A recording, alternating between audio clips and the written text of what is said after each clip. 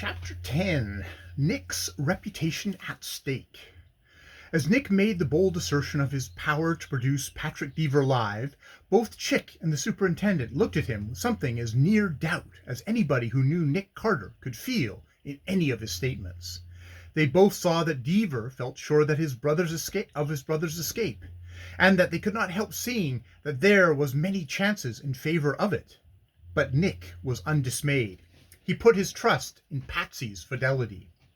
"I shall hold you and Flint under arrest," said Superintendent Behrens to Deaver. "Dr. Jarvis, you may go when you wish."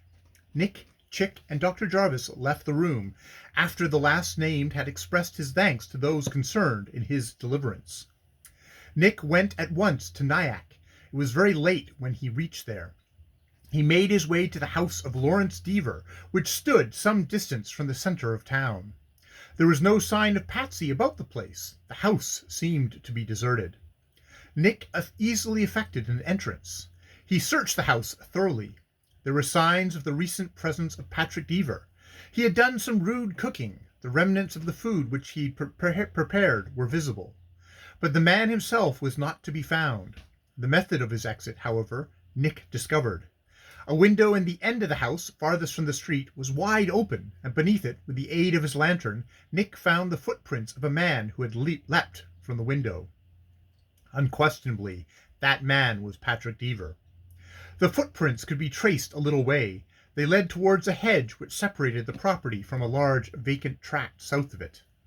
Nick could see where some persons had recently broken through this hedge, and here he made a more important discovery, which gladdened his eyes.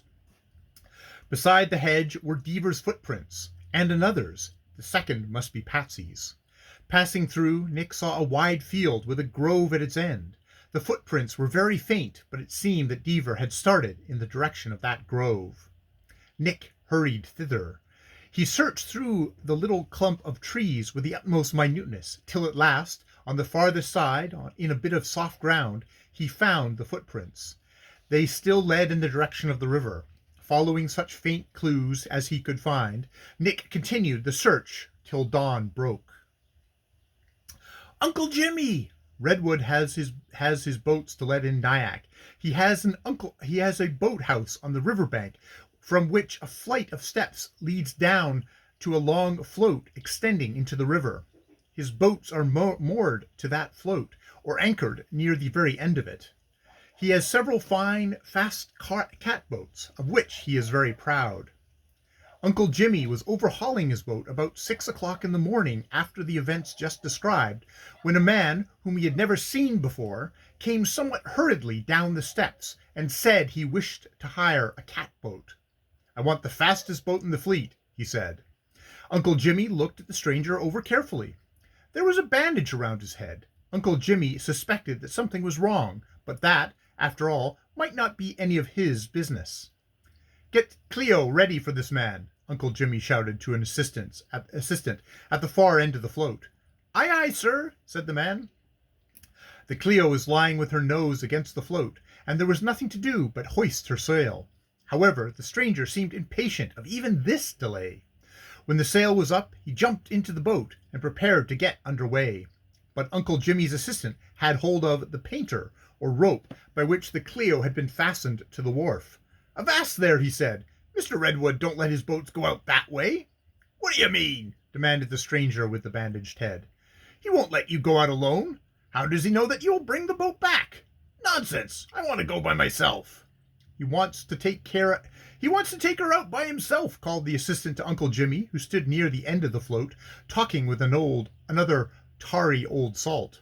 "He can't, and that settles it," said Uncle Jimmy. "Shall I go with him?" asked the assistant, who held the Cleo's painter. "No, let Dick go. Let Dick. Here, go."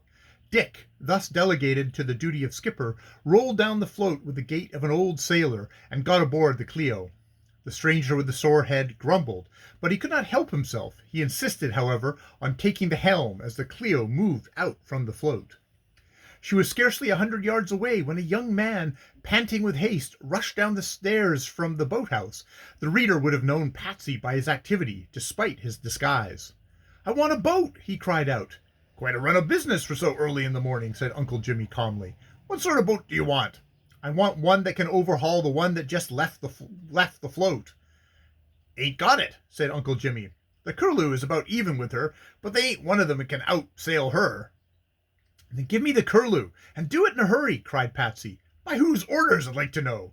Patsy was in no mood for trifling. He showed Uncle Jimmy in less than 2 seconds that obedience would pay well. The Curlew was also hauled into the float, and Patsy was aboard of her and clear of his moorings before anybody could stop him or even get in with him. A brisk southerly wind was blowing in from the sea. By the course which the Clio was taking, Patsy guessed that it was the intention of her occupants to beat down the river against the wind. Meanwhile, in the Clio, the man with the bandaged head was in a fever of excitement. He crowded the boat for all she could stand, but he seemed, on the whole, to be a clever boatman. The old salt watched him critically for a few minutes, and then seemed to be satisfied. Presently he began to notice the anxious glance which the man at the helm cast over his shoulder at the pursuing boat. "You seem to be anxious to outrun that filler," he said to last. Patrick Deaver, for it was he, nodded his head and set his teeth. The old sailor looked long and earnestly at their pursuer. "Well, you ain't doing of it," he said at last. "Is she gaining?" asked Deaver nervously. "She be," said the tar calmly. "I thought this was the fastest of Redwood's boats." "So she be," was the answer, "but the Curlew's overhauling her this time." "What's the matter?" "The other feller's the best sailor, that's what's the matter. I don't know who he is, but he's a skipper from away back." For some minutes Deaver kept silent. From time to time he glanced astern. There was no doubt of it. The Curlew was gaining. "Can you get any more speed out of her?" he said at last, in desperation. "Reckon I can," said the tar. "Shall I take her?"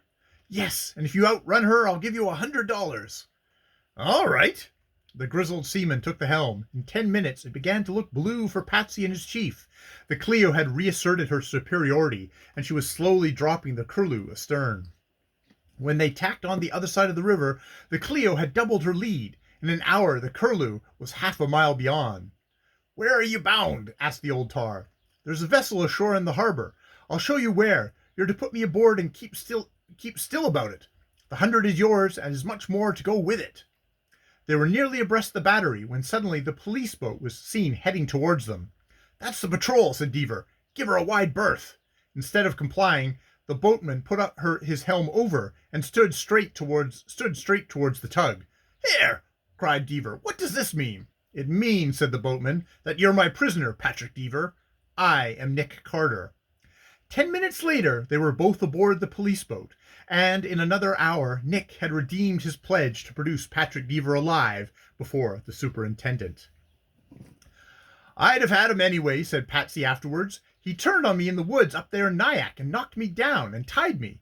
He thought I was done, but I wasn't. I was just going for a tug when you ran him aboard the police boat." "At any rate," he said in conclusion, "it's some satisfaction to know that it was you and not he that outsailed me." The 2 Deavers were punished in due course for conspiracy and Flint for perjury. "On the whole," said Superintendent Burns to Nick, "I think that was about the prettiest work I ever saw. The most puzzling thing in the world, I've noticed, is apt to be a perfectly plain case." And that is the end of the Mystery of St. Agnes Hospital and the end of The Crimes of the French Cafe and Other Stories by Nick Carter. More videos later.